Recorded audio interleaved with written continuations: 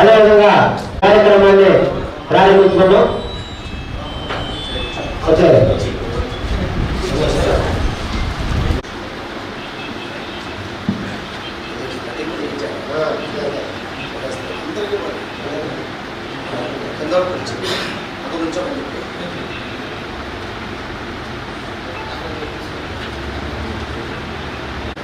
భారత రాజ్యాంగ దినోత్సవ శుభాకాంక్షలు తెలియజేస్తూ భారత రాజ్యాంగ పీఠికని మరి ప్రారంభించవలసిందిగా ఇక్కడ వేదిక మీద ఉన్న అందరూ కూడా ముఖ్య అతిథులంతా కూడా తెలియజేస్తున్నాం.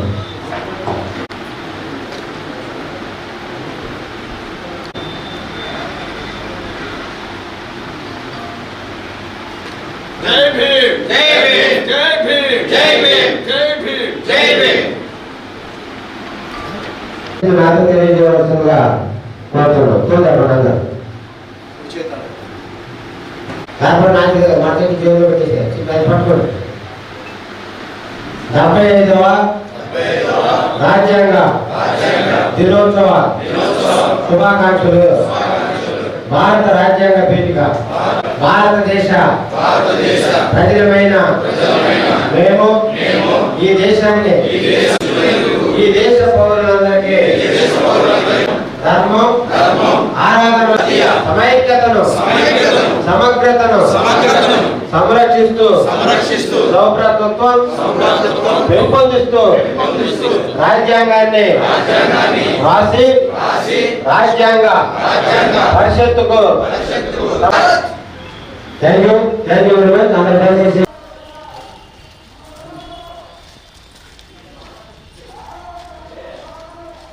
ఈ మతాచారానికి సంబంధించి విలువనాలు తప్ప ప్రజల్లో జరుగుతుందని ఈ వేదిక ద్వారా స్పష్టమవుతా ఉంది.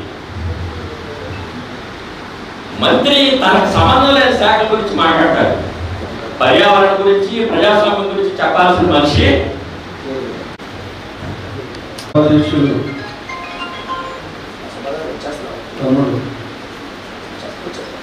సామాజిక పోరాట అనేక సంవత్సరాలుగా దళిత ఉద్యమాల్లో నిష్ఠానిత సంతోష్ ప్రథమ పౌరుడు వాడి గ్రామానికి, అదేవిధంగా ఆంధ్రప్రదేశ్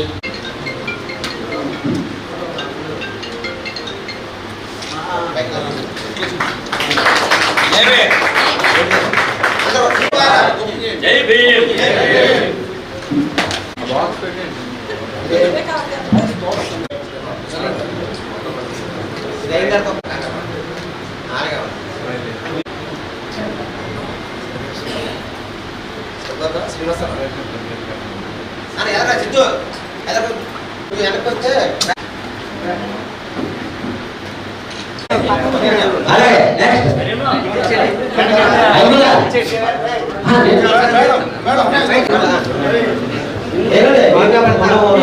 మాట్లాడించాను.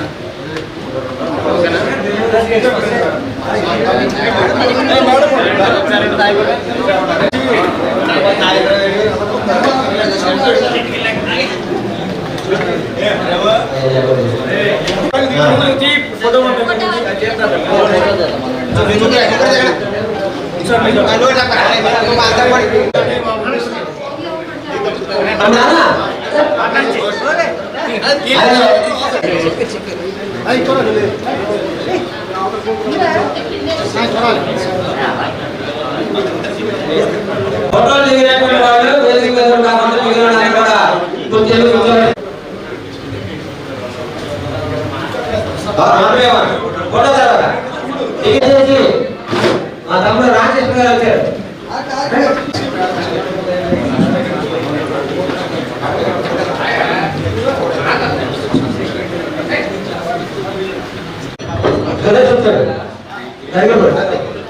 ఫోటో తీసారు తమ్ముడు దయచేసి మేలు బాబురావు చేతులు బాబురావు గారు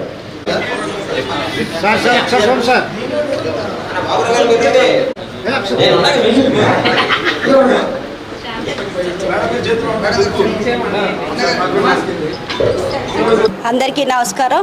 ఈరోజు 75వ భారత రాజ్యాంగ దినోత్సవ సందర్భంగా ఈరోజు ఇక్కడ ఈ కార్యక్రమం జరుపుకుంటున్నాము. మనకి రాజ్యాంగం వచ్చి 1949లో నవంబర్ 26లో రాజ్యాంగం సభల్లో చట్టసభలో ఇది ఆమోదం పొందింది. అదేవిధంగా 1950 జనవరి 26వ తారీఖున అమల్లోకి రావడం జరిగింది. ఆ విధంగా మనకి ఎంతో స్వాతంత్రం రావడం, రాజ్యాంగంలో మన హక్కుల కోసం మనం పోరాడడం అనేది మనకు జరుగుతూ ఉంది. ఈరోజు అంబేద్కర్ గారు లేకపోతే మనకి రాజ్యాంగం ఉండేది కాదు, మనం మన హక్కుల కోసం పోరాడే వాళ్ళం కాదు. కాబట్టి ఆయన ఉండడం వల్ల ఈరోజు నేను చెప్పేది ఏంటంటే, మన జిల్లా చైర్మన్గా నేను ఉన్నానంటే దానికి కారణం ఈరోజు డాక్టర్ బిఆర్ అంబేద్కర్ అని నేను గట్టిగా నమ్ముతున్నాను. ఎందుకంటే ఆయన ప్రతి వాళ్ళ కోసం ఒక కులము, మతము, ప్రాంతము లేకుండా ప్రతి ఒక్కరు కూడా సమానమే, ప్రతి ఒక్కరికి కూడా న్యాయం చేయాలని అనుకున్నారు. కాబట్టి ఒకవైపునే కాకుండా అందరికీ కావాలనే ఉద్దేశంతో ఆయన పోరాడడం చాలా సంతోషకరంగా ఉంది. ఈరోజు గవర్నమెంట్ జీవో ఇవ్వడం జరిగింది. ఎందుకంటే ఆయన చేసిన సేవలు, ఎన్నో పనులు ఆయన గుర్తించుకుంటూ ఇప్పుడు మనకే కాకుండా రాబోయే తరాల వారికి కూడా అది స్ఫూర్తిగా ఉండాలనే ఉద్దేశంతోనూ ప్రతి స్కూల్లో, ఆఫీసులో కూడా ఈ రోజు నుంచి కూడా 75వ భారత రాజ్యాంగ దినోత్సవం జరపాలని సంవత్సరం పాటు కూడా మనం జరుపుకోవచ్చు అని కూడా జీవో ఇచ్చింది. కానీ ప్రతి సంవత్సరం కూడా నవంబర్ 26వ తారీఖున మన భారత రాజ్యాంగ దినోత్సవం పిల్లలకి తెలిసే విధంగా ప్రతి ఒక్క చోట కూడా జరిపించాలని కోరుకుంటూ, నాకు ఇంత మంచి అవకాశం ఇచ్చిన ప్రతి వాళ్ళకి కూడా, మీడియా వారికి కూడా నేను దేశం వైపు చూడడానికి ప్రధానమైన కారణం భారత రాజ్యాంగం. ఆ భారత రాజ్యాంగాన్ని రచించినటువంటి గొప్ప జ్ఞాని, మహామేధావి, ప్రపంచ మేధావి డాక్టర్ బిఆర్ అంబేద్కర్ గారు రచించిన రాజ్యాంగానికి 75 సంవత్సరాలు పూర్తవుతుంది నేటికి. ఆ 75 సంవత్సరాల్లో కూడా ఏదైతే ఆయన రాజ్యాంగంలో ప్రవేశపెట్టినటువంటి ఆర్టికల్స్ ఏదైతే ఉన్నాయో అవన్నీ కూడా మరి అమలు పరచడంలో లోపిస్తుంది ప్రభుత్వాలు. అవి తప్పనిసరిగా అమలు చేసే విధానికి మరి ప్రధానంగా ప్రభుత్వాలు ముందుకు రావాలి. ఏదైతే రాజ్యాంగ పీఠికలో ఉందో రాజ్యాంగ పీఠికలో పత్రికకే పేపర్కే పరిమితం అవ్వకుండా అవి అమలు జరిగే విధానంలో మరి ముందుండాలని ప్రభుత్వాలు మేము తెలియజేస్తున్నాం. ఆంధ్రప్రదేశ్ కానీ అలాగే కేంద్ర ప్రభుత్వం కానీ మరి తెలియజేస్తున్నాము. అలాగే స్కూల్లో తప్పనిసరిగా కాలేజీలో కానీ హై స్కూల్ స్థాయిలో, ఎలిమెంటరీ స్కూల్లో బాబాసాహెబ్ అంబేద్కర్ చేసినటువంటి పోరాటాన్ని, జీవిత చరిత్రని పాఠ్యాంశంగా పెట్టాలి. పొద్దుటే స్కూల్లో ప్రియాంబులు చదివించాలని మరి ఆల్ ఇండియా అంబేద్కర్ యువజన సంఘం తరఫున డిమాండ్ చేస్తున్నాం. జై భీమ్. రాజ్యాంగ దినోత్సవ శుభాకాంక్షలు అందరికీ.